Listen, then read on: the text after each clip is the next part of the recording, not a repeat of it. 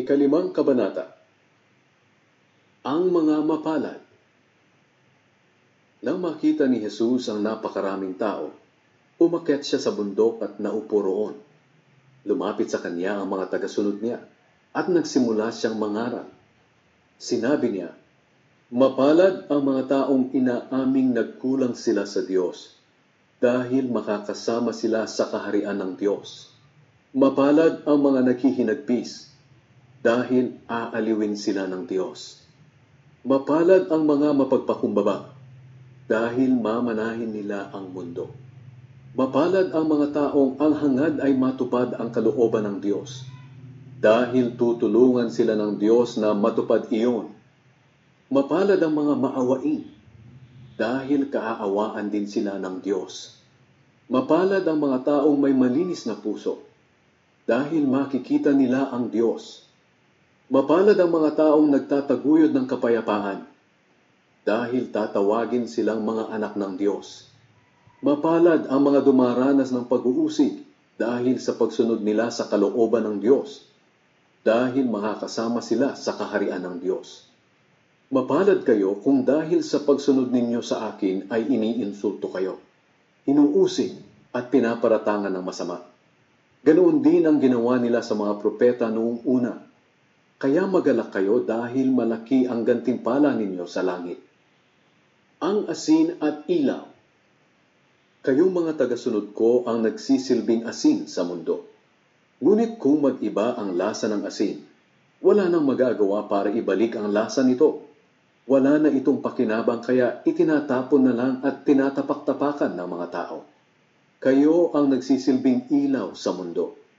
At ito ay makikita nga tulad ng lungsod na itinayo sa ibabaw ng isang burol na hindi maitago. Walang taong nagsindi ng ilaw at pagkatapos ay tatakpan ng takalan. Sa halip, inilalagay ang ilaw sa patungan upang magbigay liwanag sa lahat ng nasa bahay. Ganoon din ang dapat ninyong gawin.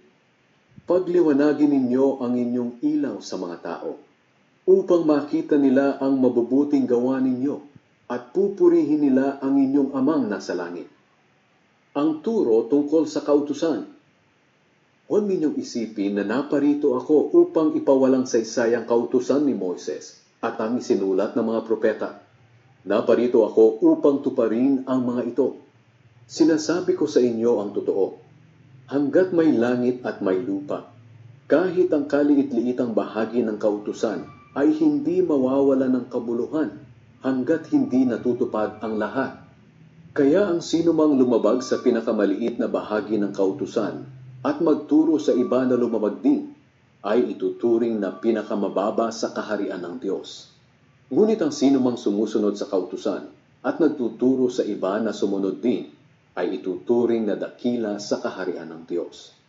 Kaya tandaan ninyo, kung hindi ninyo mahihigitan ang pagsunod ng mga tagapagturo ng kautusan at ng mga Pariseo sa kalooban ng Diyos, hindi kayo makakapasok sa kaharian ng Diyos. Ang turo tungkol sa galit. Sinabi pa ni Jesus, "Narinig ninyo na sinabi noong una sa ating mga ninuno, huwag kayong papatay, dahil ang sinumang pumatay ay parurusahan. Ngunit sinasabi ko sa inyo na ang may galit sa kanyang kapatid ay parurusahan din. At ang humamak sa kanyang kapatid at magsabi sa kanya, wala kang silbi, ay dadalhin sa mataas na hukuman. At ang sinumang magsabi ng ulol ka sa kanyang kapatid ay mapupunta sa apoy ng impyerno. Kaya kung nasa altar ka at nag-aalay ng iyong handog sa Diyos, at maalala mong may hinanakit sa iyo ang iyong kapatid, iwanan mo muna ang handog mo sa harap ng altar. Makipagkasundo ka muna sa iyong kapatid at saka ka bumalik at maghandog sa Diyos. Kapag may nagdedemanda sa iyo, makipag-ayos ka kaagad sa kanya habang papunta pa lang kayo sa hukuman. Dahil kapag nasa hukuman na kayo, ibibigay kayo ng hukom sa alagad ng batas upang ipabilanggo. Tinitiyak ko sa iyo, hindi ka makakalabas ng bilangguan hanggat hindi mo nababayaran ng kabuuan ng utang mo. Ang turo tungkol sa pangangalunya. Narinig ninyo na sinabi noong una, huwag kang mangangalunya. Ngunit sinasabi ko sa inyo na ang tumingin lang sa isang babae ng may masamang pagnanasa ay nagkasala na ng pangangalunya sa kanyang isip.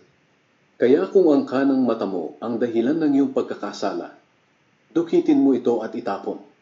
Mas mabuti pang mawalan ka ng isang parte ng iyong katawan, kaysa sa buo ang katawan mo pero itatapon ka naman sa impyerno. At kung ang kanang kamay mo ang dahilan ng iyong pagkakasala, putulin mo ito at itapon.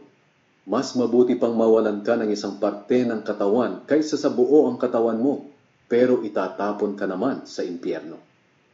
Ang turo tungkol sa paghihiwalay. Sinabi rin noong una, kung nais ng isang lalaki na hiwalayan ang kanyang asawa, kinakailangang bigyan niya ito ng kasulatan ng paghihiwalay.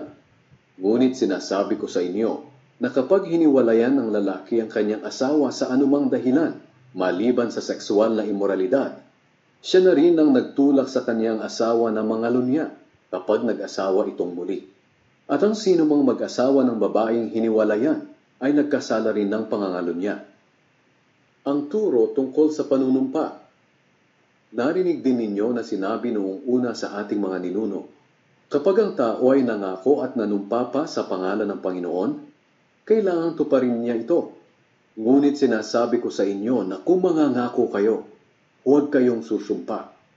Huwag ninyong sasabihin, saksi ko ang langit, dahil naroon ang trono ng Diyos, o saksi ko ang lupa, dahil ito ang tuntungan ng kaniyang paa. At huwag din ninyong sasabihin, saksi ko ang Jerusalem, dahil ito ang lungsod ng dakilang hari. At huwag din ninyong sasabihin, kahit mamatay pa ako, dahil ni isang buhok mo ay hindi mo kayang paputiin o paitimin. Sabihin mo na lang na oo kung oo, at hindi kung hindi. Dahil kung manunumpa pa kayo, galing na iyan sa diablo. Huwag maghiganti. Narinig ninyo na sinabi noong una, mata sa mata, ngipin sa ngipin. Ngunit sinasabi ko sa inyo na huwag ninyong gantihan ng masama ang gumagawa sa inyo ng masama. Kung sampalin ka sa kanang pisngi, iharap mo pa ang kaliwa. Kung ihabla ka ng sinuman at kunin ang iyong damit, ibigay mo na rin pati ang iyong balaban. Kung sa pilitang ipapasan sa iyo ng isang sundalo ang dala niya ng 1 kilometro, dalihin mo ito ng 2 kilometro. Bigyan mo ang nanghihingi sa iyo, at huwag mong tanggihan ang nanghihiram sa iyo. Mahalin ninyo ang inyong kaaway. Narinig ninyo na sinabi noong una, mahalin mo ang iyong kaibigan, at kapuutan mo ang iyong kaaway. Ngunit sinasabi ko sa inyo na mahalin ninyo ang inyong mga kaaway, at ipanalangin ninyo ang mga umuusig sa inyo. Kung gagawin ninyo ito, magiging tunay na anak kayo ng inyong amang nasa langit. Sapagkat hindi lang sa mabubuting taon niya pinapasikat ang araw, kundi pati na rin sa masasama. At hindi lang ang matutuwid ang binibigyan niya ng ulan, kundi pati na rin ang mga hindi matuwid. Kung ang mamahalin lang ninyo ay ang mga nagmamahal sa inyo, anong gantimpala ang matatanggap ninyo mula sa Diyos? Hindi ba't ginagawa rin iyan ng mga maniningil ng buwis na itinuturing na masasama? At kung ang binabati lang ninyo ay ang mga kaibigan ninyo, ano ang ginawa ninyo na nakakahigit sa iba? Hindi ba't ginagawa rin iyan ng mga taong hindi kumikilala sa Diyos? Kaya dapat kayong maging ganap, tulad ng inyong amang nasa langit.